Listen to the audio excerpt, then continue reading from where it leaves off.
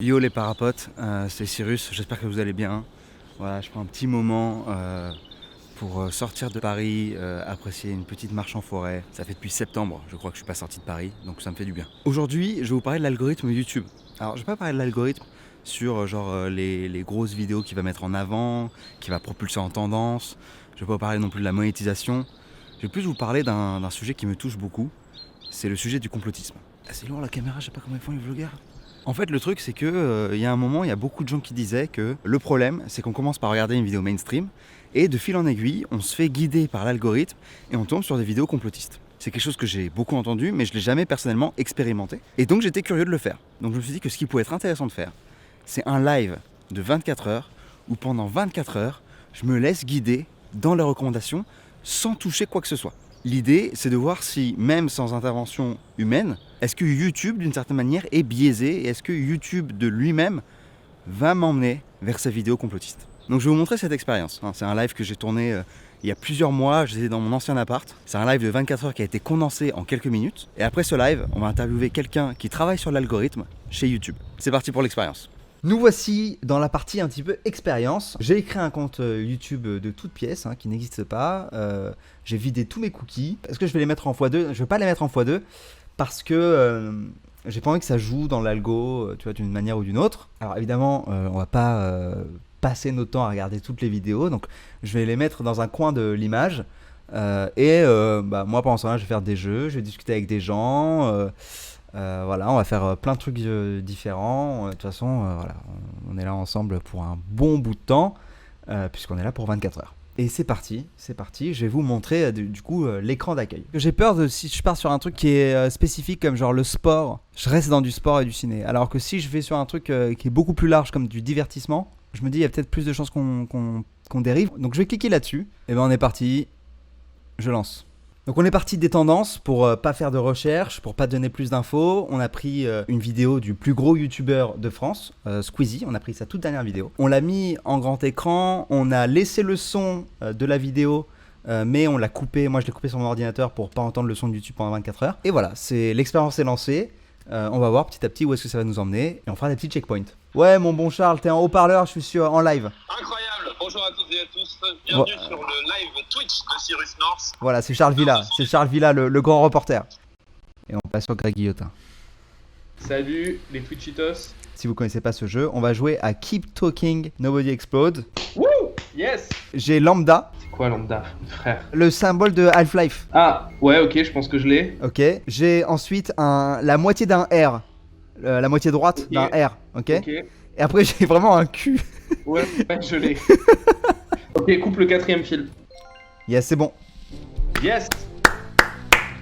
Tu devrais faire une chaîne YouTube de ça, tu l'appellerais le coupe-fil. Oh, pas mal, putain. Ouais. Ok, Tom, c'est parti. Putain, on repasse sur du Greg Guillotin. Deuxième épisode. Mec, c'est pas le moment. Ouais, M-O-T. Putain, mais n'importe quoi, le mec. Le même chiffre qu'à l'étape 3, donc c'est 4. Yes. Yes. Tom, il nous restait 18 secondes. Aïe, aïe, aïe, aïe, aïe. Bah mec, c'était chambé, hein. C'était de la balle. Mec, je suis encore sur un truc de Greg Guillotin. C'est fou. En même temps, mec, c'est des vidéos d'1 heure, donc une fois que tu la regardes, et là, je suis parti sur 40 minutes de Greg Guillotin, quoi. Gros bisous. Bisous. Alors, très bonne question de HNZ. Tu penses que l'algo va te reproposer des vidéos que tu as déjà vues au bout d'un moment? C'est une question qui s'est posée aussi sur Twitter quand je parlais de ce challenge et de cette expérience. En vrai, j'espère pas. J'espère pas parce que ce serait un peu bête, d'une certaine manière, de la part de l'algorithme, puisque son but, c'est que je reste le plus longtemps possible sur la plateforme.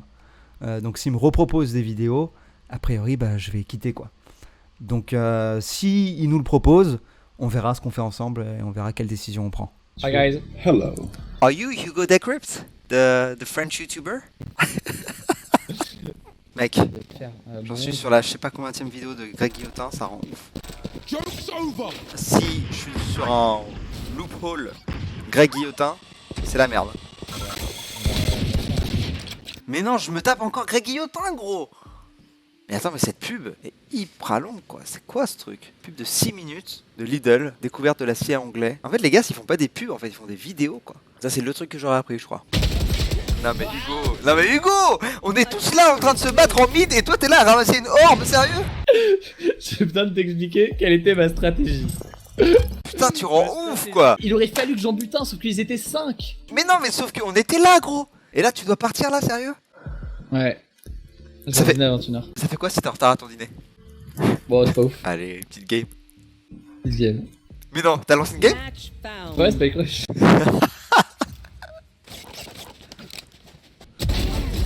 Yes, yes. GG, guys. Tchuss, mec. Vas-y, gros bisous. Ciao, bye, ciao. Ciao, Bon ciao. courage. Merci, bisous. Ça fait 6 heures de guillotin, là.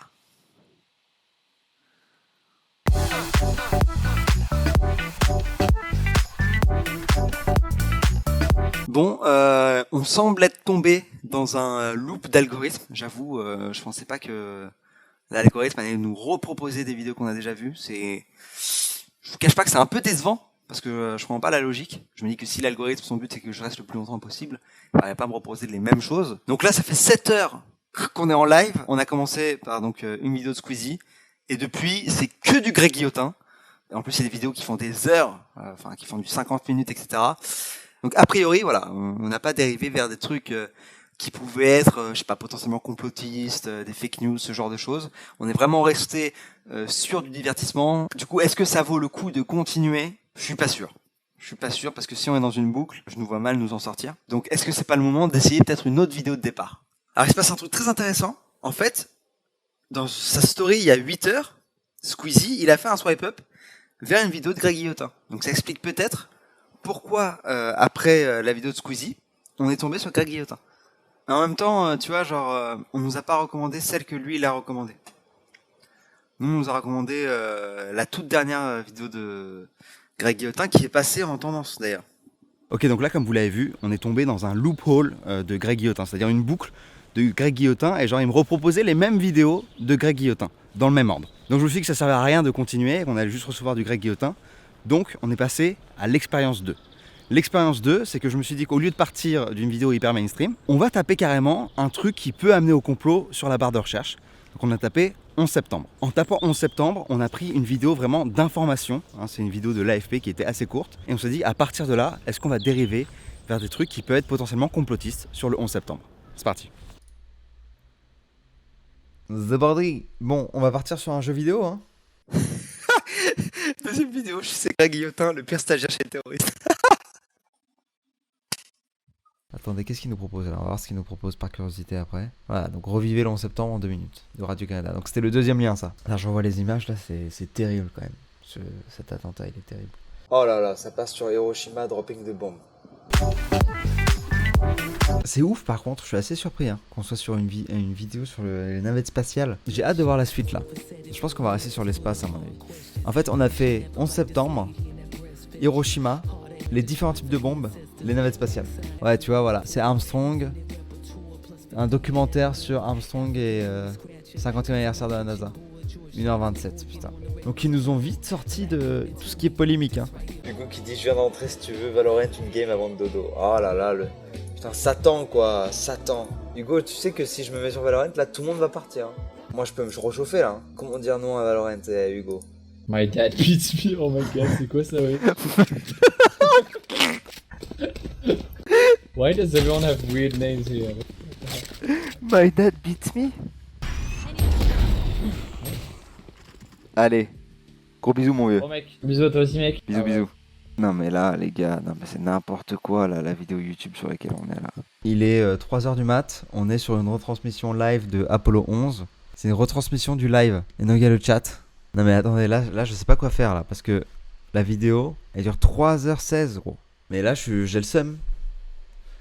Parce qu'en fait il va se passer exactement la même chose que Greg Guillotin, tu vois. Donc là, de nouveau, on a arrêté l'expérience parce que on allait perdre beaucoup de temps sur des vidéos en rapport avec l'espace.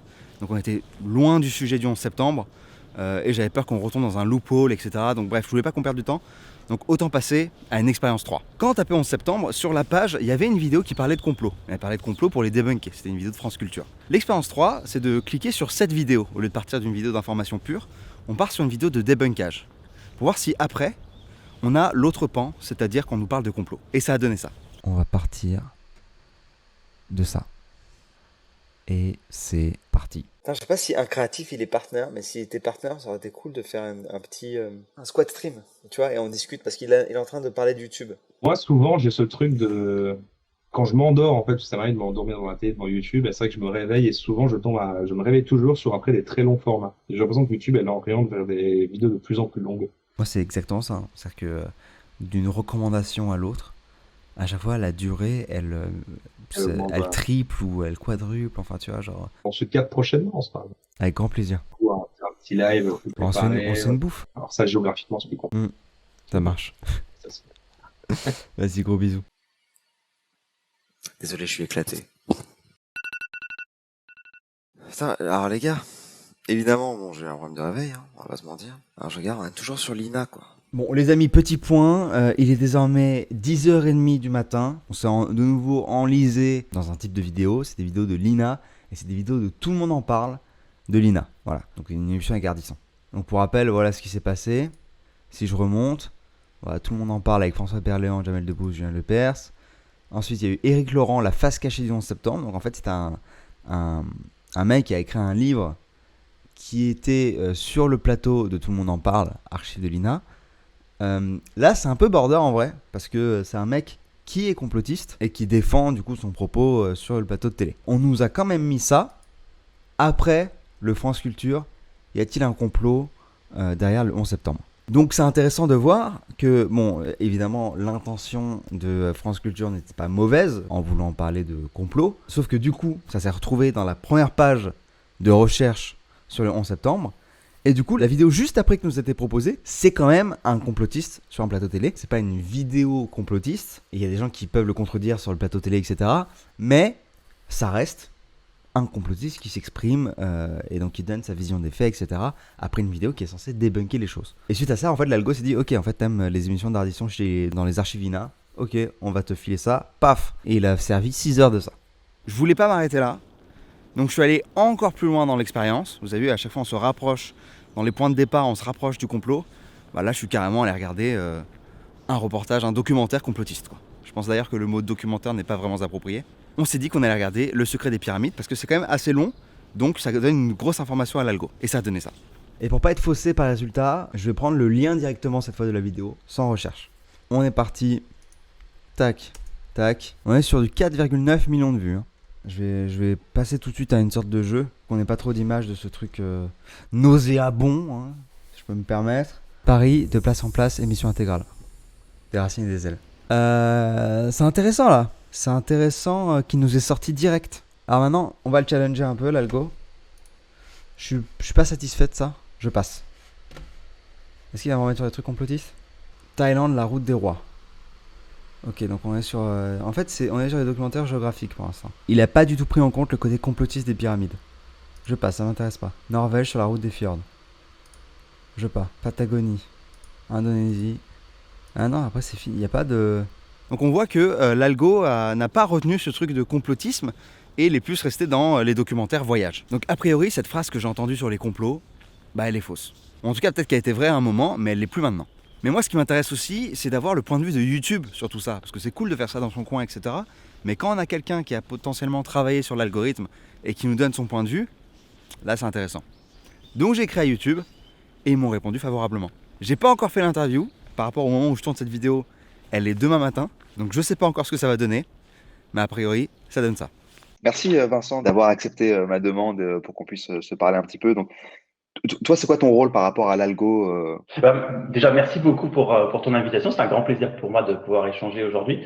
Et donc, moi, je travaille pour YouTube. Je fais partie de l'équipe d'ingénierie de YouTube. Et à Paris, en France, on a une équipe d'ingénieurs qui fait partie de l'organisation qui travaille sur tout ce qui est Search and Discovery, donc les algorithmes qui permettent à tous les utilisateurs de trouver les vidéos qui les intéressent sur la plateforme. Donc, on fait partie de cet effort-là et on travaille dur pour les améliorer continuellement. Tu as pu voir le live de 24 heures, l'expérience avec les différentes expériences et tout? J'ai trouvé intéressant de poser cette question parce que les recommandations, c'est vraiment au cœur de l'expérience de tous nos utilisateurs. Donc, c'est vraiment quelque chose d'essentiel pour la plateforme, pour nos utilisateurs.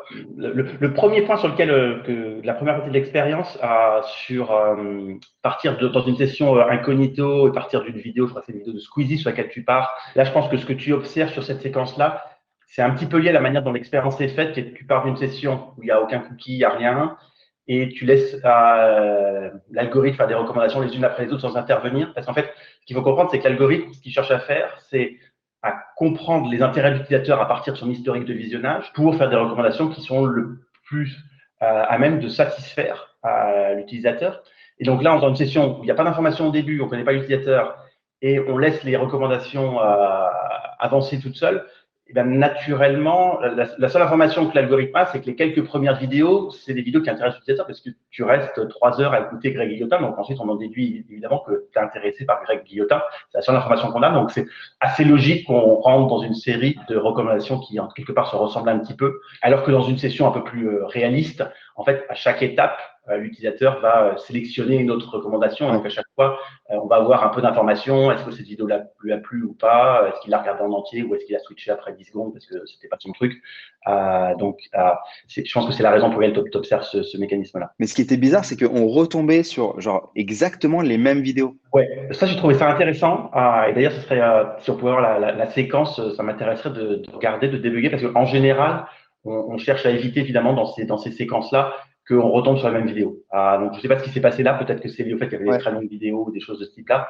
Mais ça serait intéressant d'investiguer ce cas-là parce que en général, on souhaite avoir des vidéos différentes effectivement dans la même session. Et il y a aussi un angle qui était intéressant, qui moi m'intéresse dans cette expérience, c'est l'angle complotiste un petit peu. Est-ce que vous, il y a un moment où ça a été un challenge de faire en sorte que l'algo ne recommande pas des vidéos complotistes ou est-ce que ça n'a jamais été un sujet?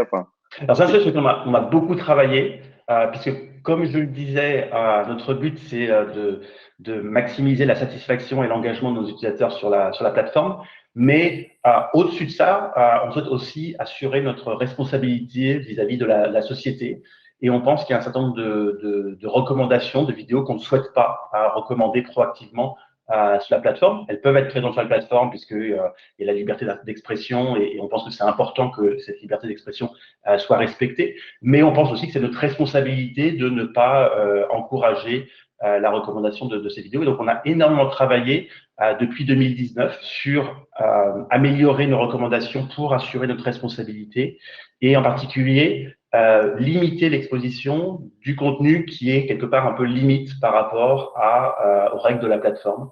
Et aujourd'hui, moins de 1% du temps d'écoute sur la plateforme est sur ce contenu-là. Donc, on a fait un énorme travail pour réduire l'exposition de nos utilisateurs à ce contenu. C'est un algo qui comprend que c'est des fake news ou ce genre de choses ou comment ça?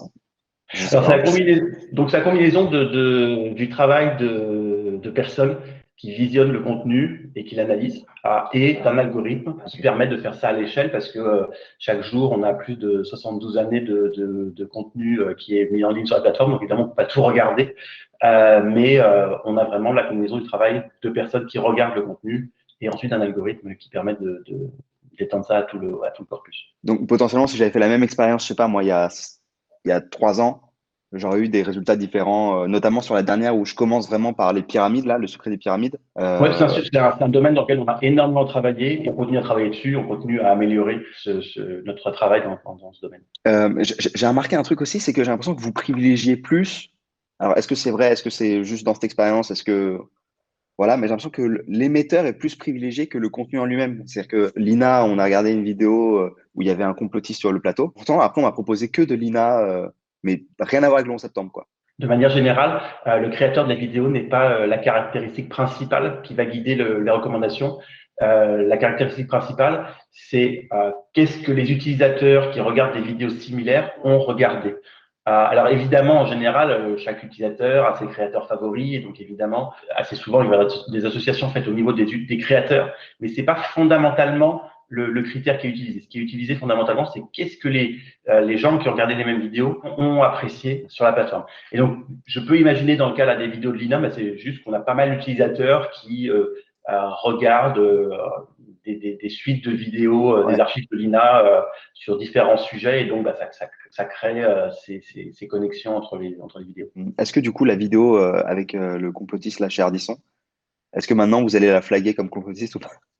Elle mériterait, je pense. Donc déjà, c'est pas mon travail personnellement de flaguer les vidéos et je pense que c'est important. C'est-à-dire qu'on a des processus qui sont bien définis avec des règles qui sont bien définies pour identifier ces vidéos-là. Donc là, elle peut être regardée à nouveau par quelqu'un en charge de cette classification-là, qui a toutes les connaissances précises. Je pense que c'est un exemple intéressant puisqu'il est vraiment, d'un côté, sa part, c'est évidemment, c'est quelqu'un qui soutient une théorie complotiste sur les événements, mais de l'autre côté, c'est une interview qui est faite dans un cadre qui est quand même assez bien défini, une émission de télévision, etc. Donc, il faut faire la part des choses entre les différents aspects. Donc, c'est assez subtil sur cet exemple-là. Si jamais quelqu'un voulait la taguer, etc., il utilise le bouton signaler, j'imagine. Donc, absolument. Voilà, donc, il y a une fonctionnalité sur la plateforme qui permet aux utilisateurs de signaler les vidéos et ces vidéos sont visionnées par nos équipes pour prendre les mesures qui sont appropriées. Donc, tu peux la signaler. Merci beaucoup. Franchement, merci beaucoup pour ton temps. Merci à toi. J'espère que les explications sont utiles et t'aideront à continuer. Ouais, c'est super intéressant. Mais déjà, rien que d'entendre, entre guillemets, YouTube là-dessus, c'est trop bien parce qu'il y a il y a un dialogue, en fait, entre nous et la plateforme. Nous, que ce soit les créateurs ou les viewers et la plateforme. Et ça, c'est très pour nous, c'est super utile parce que c'est aussi ce dialogue qui nous permet continuellement d'améliorer la plateforme et il y a beaucoup du feedback qu'on reçoit des créateurs qui est traduit directement dans des améliorations et dans des évolutions de la plateforme au fil du temps. Donc, c'est vraiment super utile pour nous. Je suis content. Merci. J'espère que cette vidéo vous a plu. Alors pour moi, elle est particulière parce que elle s'est étalée sur le temps d'une manière non prévue. Par rapport à maintenant, il y a des bouts de la vidéo que j'ai tourné vachement dans le passé, il y a des bouts de la vidéo que j'ai tourné dans le futur. En bref, c'est assez marrant. Mais ça m'a donné envie de faire une autre vidéo sur le sujet, avec un autre live potentiellement de 24 heures, où cette fois, je mets de la dimension humaine. Donc en gros, on a vu que l'algorithme ne nous guidait pas tout seul vers du complot. Mais si je voulais aller vers le complot, en combien de temps je peux y aller? Ça, c'est une question que je me pose. En tout cas, j'espère que cette vidéo vous a plu. Voilà, je me souviens, le live de 24 heures, c'était assez intense. Ceux qui étaient là pendant le live et qui voient cette vidéo, ça va vous faire aussi bizarre. N'oubliez pas, je suis sur Twitch tous les mardis, je vous mets plus d'informations en description. Et si vous voulez être au courant du prochain live 24 heures que je vais faire, je vais en parler sûrement sur Instagram et Twitter. Je tenais à remercier aussi YouTube qui a été vachement cool de me laisser faire cette interview. Merci pour votre confiance. Et on se retrouve la semaine prochaine pour une nouvelle vidéo. Love, peace, ciao.